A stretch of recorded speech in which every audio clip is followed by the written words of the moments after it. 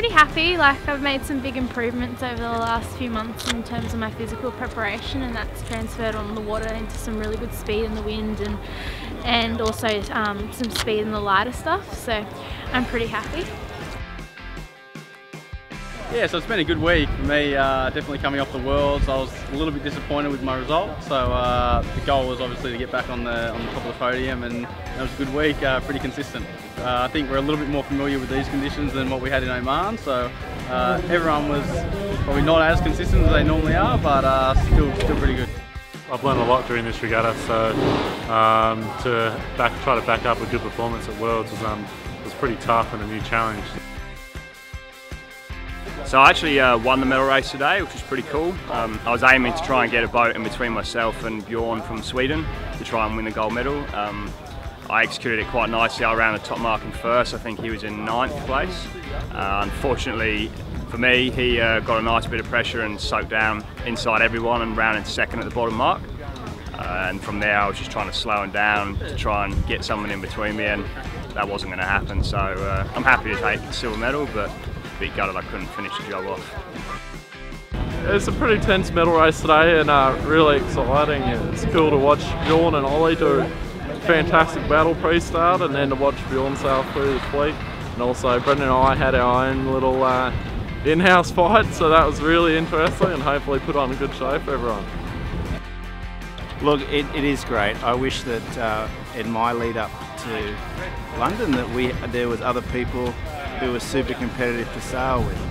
We're a long way away from the front at the moment, but who knows in 12 or 18 months time where this Finn team will end up.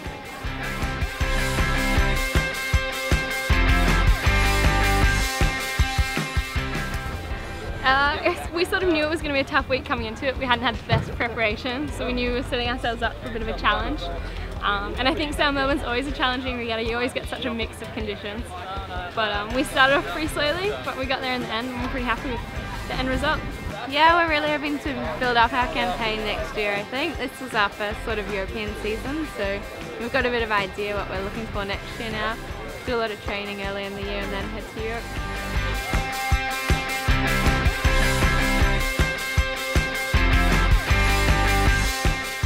Yeah, it's been a really interesting week for Carrie and I.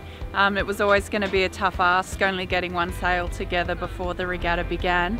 But we were really happy with how things progressed. We had a really good day on day one with a first and a second, and then started to struggle, I think, in the variable conditions. We had all sorts this week, strong wind, light wind, you know, winter, summer, so it's been a really interesting week for us, and certainly tough from that perspective for a new combination. You know, for me, I've been relying on Elise for the last year, having come from rowing. I knew literally nothing this time last year. I'd been in a 470 10 times, so for me it's been really cool to take stock of how much I've learned and where I've come.